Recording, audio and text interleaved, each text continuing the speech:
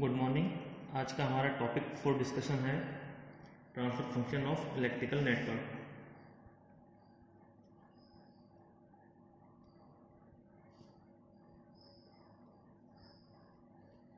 Transfer function of electrical network exam में question आता है। तो एक नेटवर्क दे देगा, इलेक्ट्रिकल नेटवर्क, बेसिक नेटवर्क देगा जिसमें RLC हो सकते हैं, ROC हो सकते हैं, ROL हो सकते हैं। उसका बोल देगा कि ट्रांसफर फंक्शन निकाल। तो देखिए, ट्रांसफर फंक्शन की हमने डेफिनेशन क्या देखी थी कि transfer function is the ratio of Laplace transform of output to the Laplace transform of input under the condition, जो भी इनिशियल कंडीशंस हैं उनको क्या कर देंगे, जीरो सेट कर देंगे। ठीक है। तो ट्रांसफर फंक्शन क्या है, रेशियो है Laplace transform of output to the Laplace transform of input, और कंडीशन क्या मानी हमने, इनिशियल कंडीशन सारी जीरो सेट कर देंगे। तो ट्रांसफर फंक्शन निकालने से पहले हमें थोड़ा सा लाप्लास ट्रांसफॉर्म के बारे में पता होना चाहिए। वैसे तो आपने सेकेंड ईयर में पढ़ा, लेकिन कुछ स्टैंडर्ड सिग्नल्स हैं जिनका लाप्लास ट्रांसफॉर्म हम देख लेते हैं। तो जैसे सिग्नल्स की बात करें, स्टैंडर्ड सिग्नल्स की या स्टैंडर्ड रिजल्ट्स की बात करें,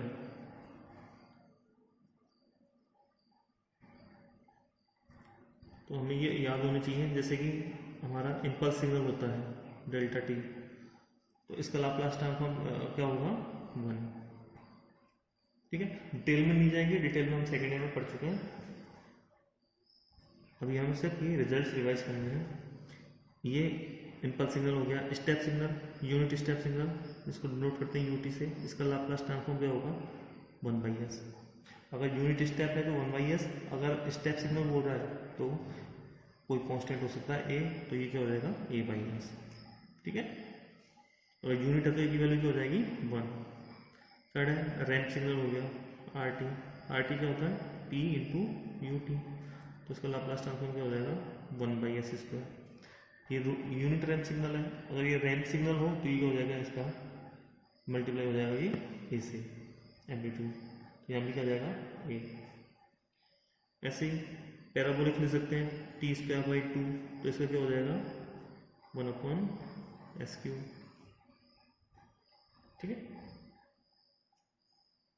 नेक्स्ट है हमारा, जैसे कोई भी t की पावर n है तो उसका लाप्लास ट्रांसफॉर्म क्या होगा, n⁴/s⁴n+1।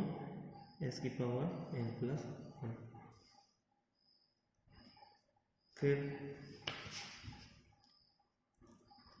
sin ωt,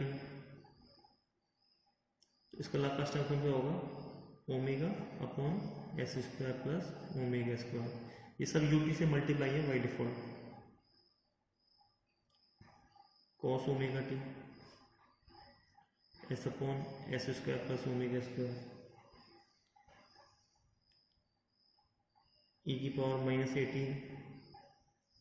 1/s+a, e⁻18 1/s-a, dy/dt ft। अगर ft टाइम डोमेन में कोई सिग्नल है तो इसका लाप्लास ट्रांसफॉर्म क्या होगा, fs। फॉर्मूला क्या है वो सब डिटेल में जाने जा रहे हैं, बस हम ये कुछ स्टैंडर्ड रिजल्ट्स हैं इनको याद करना है। तो इसका क्या होता है, s fs माइनस f0+। लेकिन ट्रांसफर फंक्शन में क्या है, हम इनिशियल कंडीशंस को जीरो कर देंगे, तो अगर इसको जीरो मानते हैं तो क्या हो जाएगा, ये s इंटू fs। ठीक। ऐसे ही इंटीग्रेशन ऑफ ft dt, इसमें अगर इनिशियल कंडीशंस को जीरो मान लें तो ये क्या हो जाएगा, fs/s। तो इतना तो हमें पता होना चाहिए। ठीक है। उसके बाद जैसे मान लीजिए बेसिक कंपोनेंट्स हैं, रजिस्टर, कैपेसिटर, तो उनमें क्या होता है देखते हैं। रजिस्टर, उनमें जब टाइम डोमेन में क्या रिलेशनशिप होती है और फ्रीक्वेंसी डोमेन में उनका रिप्रेजेंटेशन क्या होता है, ये देखते हैं। ये मान लीजिए रजिस्टर है, इसमें से IT करंट फ्लो हो रहा है, तो इसके अक्रॉस वोल्टेज W होगा VT। तो टाइम डोमेन में रिलेशनशिप क्या होती है, VT = IT × R। तो इसका लाप्लास ट्रांसफॉर्म लें तो किस डोमेन में हो जाएगा, एस डोमेन में। तो ये क्या हो जाएगा, V S I S into R. ये टाइम डोमेन रिलेशनशिप है और ये फ्रीक्वेंसी डोमेन। तो इसको रिप्रेजेंट कैसे करेंगे,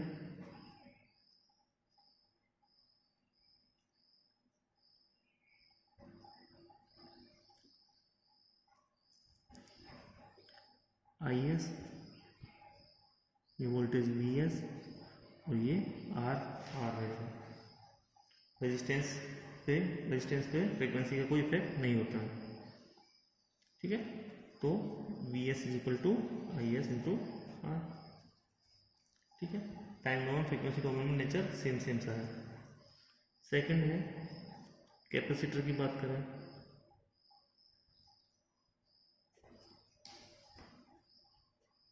ये कैपेसिटर है जिसका कैपेसिटेंस हमने क्या मान लिया, सी। कैपेसिटर का कैपेसिटेंस मान लिया सी। इसमें से आईसीडी करंट फ्लो हो रहा है और उसके क्रॉस वोल्टेज डेवलप हो रहा है, वो है वी ऑफ सी टी। तो टाइम डोमेन में रिलेशनशिप क्या होगी, I C T equals to C D V C T by D T, ठीक है। ये रिलेशनशिप होगी। तो इसका अपन लाप्लास ट्रांसफॉर्म ले लें तो ये क्या हो जाएगा, I C S is equal to C, या क्या आएगा, S V C S minus V C zero plus. अब ये क्या हो जाएगा, इनिशियल कंडीशन में क्या लेनी है, जीरो। तो ये क्या हो जाएगा, I C S is equal to C S V C S, ठीक है। तो इसको अगर फ्रीक्वेंसी डोमेन में प्लॉट करें,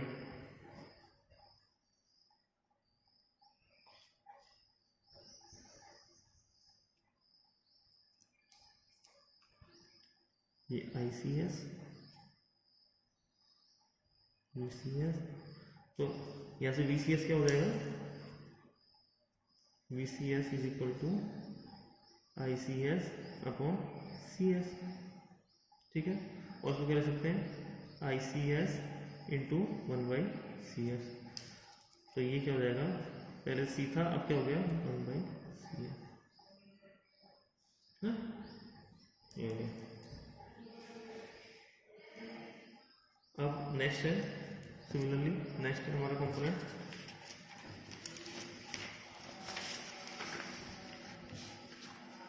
inductor.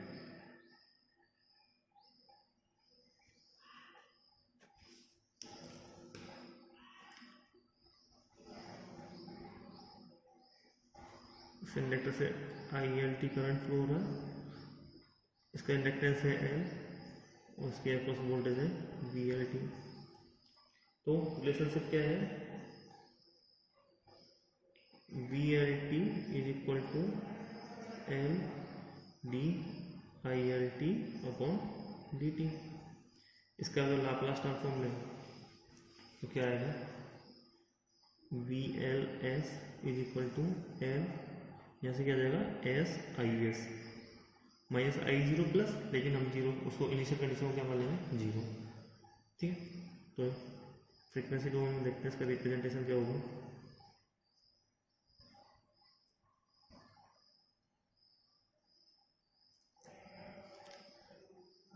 S into L I L S V L S, ठीक है। तो ये हमें याद रखना है, ठीक है। अब कुछ एग्जाम्पल देखते हैं, इसको जरा करेंगे। एग्जाम में क्वेश्चन कैसा आता है, मान लीजिए क्वेश्चन है, क्वेश्चन नंबर 1 में बोल देगा find V output S upon V input S, या find transfer function for the given network, ठीक है। और नेटवर्क क्या दिया हमें, सिंपल एक आरसी सर्किट दिया,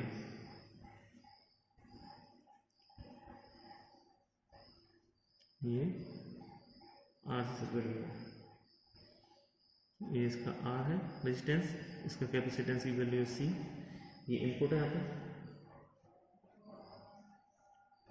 और ये आउटपुट है। आउटपुट क्या है, कैपेसिटर के अक्रॉस जो वोल्टेज है। ट्रांसफर फंक्शन निकालना है। ट्रांसफर फंक्शन क्या होगा, output divided by Laplace transform of output divided by Laplace transform of input, और सारी इनिशियल कंडीशन हम क्या मान लेंगे, जीरो। इनिशियल कंडीशन का मतलब ये है कि हो सकता है रजिस्टर तो कोई एनर्जी स्टोर करता नहीं है, लेकिन हो सकता है कि इस कैपेसिटर ने इनिशियली कोई चार्ज स्टोर करके रख रखा हो, तो वो हम जीरो मान लेंगे कि इनिशियली कैपेसिटर अनचार्ज है ना। तो इसको सॉल्व करते हैं। तो फर्स्ट मेथड तो है हम डिफरेंशियल इक्वेशन लिखेंगे और उसके बाद उसको लाप्लास ट्रांसफॉर्म ले लेंगे, फिर वहाँ से हम उसका लाप्लास ट्रांसफॉर्म ले लेंगे, फिर उससे उसका ट्रांसफर फंक्शन निकाल लेंगे। तो कि मानता हूँ इसके अंदर करंट फ्लो हो रहा है आई टी, ठीक है, इधर से तो कोई करंट फ्लो होगा नहीं क्योंकि यहाँ पे ओपन है, आउटपुट ले रहे हैं, तो इसमें करंट मान लिया कि आई टी करंट फ्लो हो रहा है। केवीएल अप्लाई करते हैं, केवीएल इन इनर लूप, ये मान लीजिए इनर लूप है, केवीएल इन इनर लूप। तो यहाँ से चलेंगे तो यहाँ से क्या है, minus V I T plus, plus क्यों आया, क्योंकि करंट की डायरेक्शन क्या है, इधर से इस डायरेक्शन में, तो यहाँ पे प्लस, यहाँ पे माइनस, पोलरिटी इस टाइप से बनेंगी। ये क्या हो जाएगा, R into I T plus 1/c integration of I T D T equal to 0। तो ऐसे क्या लिख सकते हैं, V I T is equal to R into I T plus 1/c integration of I T D T, ये हो गई equation number 1। अब आउटर लूप में केवीएल लगाते हैं, KVL in outer loop,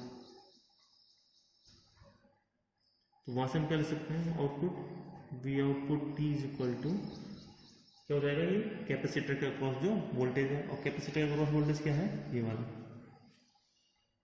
1/c integration of I two I T D T,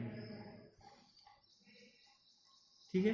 तो ये हमें आउटपुट मिल गया, ये इनपुट मिल गया, इनपुट इक्वेशन मिल गई, ये आउटपुट इक्वेशन मिल गई। अब हमें क्या करना है, ये क्या है, डिफरेंशियल इक्वेशन है। अब इनको क्या करना है, हमें लाप्लास ट्रांसफॉर्म लेके इनको हम फ्रीक्वेंसी डोमेन में कन्वर्ट करेंगे, ठीक है। टेकिंग लाप्लास ट्रांसफॉर्म, याद रखना है कि हमें निकालना क्या है, ट्रांसफर फंक्शन, तो हम सारी इनिशियल कंडीशंस क्या मानेंगे, जीरो। तो इस इक्वेशन का लाप्लास ट्रांसफॉर्म लेते हैं, तो क्या हो जाएगा, V I S is equal to R I S plus 1/c S I S, ठीक है, यही होगा। तो यहाँ से वी आई एस क्या हो जाएगा, R plus 1/c S I S, ये इक्वेशन नंबर 3 हो गई। इक्वेशन नंबर 2 का लाप्लास ट्रांसफॉर्म लेते हैं, from equation 2 V output S is equal to 1/c S I S. वैसे क्या होता है इसका, 1/s I S by S minus initial condition, लेकिन हमने इनिशियल वैल्यू क्या मान लिया, 0, तो ये हो गया। तो यहाँ से हम आई एस की वैल्यू निकाल लें, ठीक। तो आई एस क्या हो जाएगा, यहाँ से बी नॉट एस, या फिर इसमें हम यहाँ से आई एस की वैल्यू पुट कर सकते हैं, यहाँ से इसमें पुट कर सकते हैं, ठीक है। तो वी नॉट एस ये हो गया, ये हो गया हमारे पास equation number 4। From equation 3 and 4 V I S बराबर क्या हो जाएगा, आर प्लस 1/c एस, और यहाँ से हम आई एस की वैल्यू क्या पुट कर सकते हैं, आई एस क्या आ जाएगा यहाँ से, V not S into C S, तो C S into V not S, इसको सॉल्व कर सकते हैं। आर सी एस एलसीएम ले लेते हैं, 1 plus R C S into C S into V not S, C S से सी एस कैंसिल, तो V I S is equal to 1 plus R C S V not S. हमें पता है transformation क्या होता है, अभी लाप्लास फॉर्म में ले लिया है, तो ये क्या होता है आउटपुट ऑफ और इनपुट का रेशियो। इसको क्वेश्चन नंबर 5 माना तो ठीक है। तो ट्रांसफॉर्मेशन क्या हो जाएगा, V not S divided by V input S is equal to 1/1 plus R C S. ठीक है, ये ट्रांसफॉर्मेशन आ गया। यहाँ पे आर सी क्या है, आर सी बराबर टाउ, ये क्या है time constant, time constant of the R C circuit. तो यहाँ से क्या हो जाएगा, V output S upon V input S, ये क्या हो जाएगा 1/1 प्लस एस टाउ। तो ये हमारा ट्रांसफर फंक्शन आ गया। इस सर्किट के लिए हमने ट्रांसफर फंक्शन निकाल लिया, वो क्या है P output S is equal to 1/1 plus S tau, tau की वैल्यू क्या है आर सी। ठीक, इसी तरीके से ये तो मेथड 1 से सॉल्व हो गया। मेथड 2 में क्या है,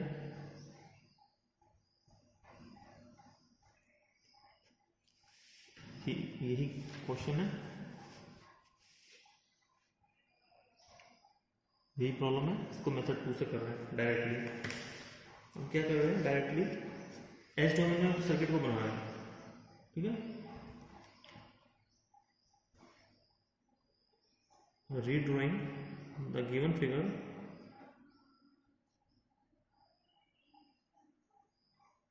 इन फ्रीक्वेंसी डोमेन।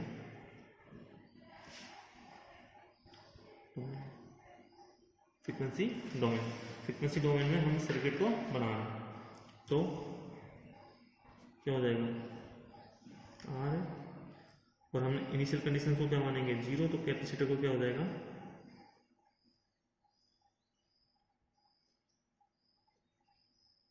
ये आर, तो आर ही रहेगा, ये 1/CS हो गया, ये we output S plus minus ये वी इनपुट एस।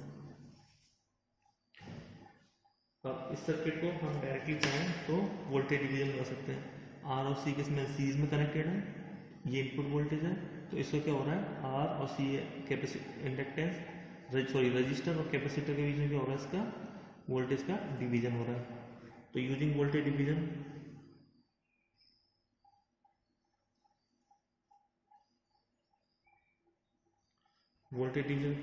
से हम क्या ले सकते हैं, बी आउटपुट एस, ठीक है, मान लीजिए R1 और R2, ये हमारा B है इनपुट, ये सीरीज में है, वोल्टेज डिवीजन लगाना हो तो क्या होगा, ये V2 निकालना है, V2 बराबर इनपुट वोल्टेज इनटू जिसके अक्रॉस हमें निकालना है, किसके अक्रॉस निकालना है R2 के, तो R2 upon R1 plus R2। इस तरीके से सिमिलरली हम लगा लेंगे, V output S is equal to input कितना है वी इनपुट एस इंटू किसके अक्रॉस निकाल रहे हैं कैपेसिटेंस, कैपेसिटर के अक्रॉस जिसका कैपेसिटेंस क्या है C, divided by R plus 1/CS। तो V output S is equal to V input S into 1/CS into CS ऊपर गया 1 plus RCS, V output S is equal to V input S divided by 1 plus RCS। Transfer function क्या होता है, output divided by input का ratio. Transfer function क्या आ जाएगा हमारे पास 1/1 plus RCS, और RC क्या है टाइम कांस्टेंट, तो इसको क्या रख सकते हैं 1/1 प्लस एस टर्म। तो हम दोनों ही तरीके से कर सकते हैं। फर्स्ट मेथड में हमने क्या किया, सबसे पहले हमने डिफरेंशियल इक्वेशन लिखी और उसके बाद हमने क्या किया, उनका लाप्लास ट्रांसफॉर्म निकाला। इस इक्वेशन का लाप्लास ट्रांसफॉर्म यूज करके उस इक्वेशन को फ्रीक्वेंसी डोमेन में या फिर एस की टर्म्स में लिख लिया। दूसरा क्या है, हम डायरेक्टली ही इस सर्किट को, अगर हमें ये स्टैंडर्ड रिजल्ट्स मालूम है, और ये मालूम है, तो हम डायरेक्टली ही इस सर्किट को फ्रीक्वेंसी डोमेन में ड्रॉ कर लेंगे और उसके बाद सिंपली यहाँ तो चलो हमने डायरेक्ट वोल्टेज डिवीजन लगा लिया, लेकिन अगर वोल्टेज डिवीजन ना भी लगे तो हम इसको KVL KCL लगा के सिंपली सॉल्व कर लेंगे। Okay, thank you.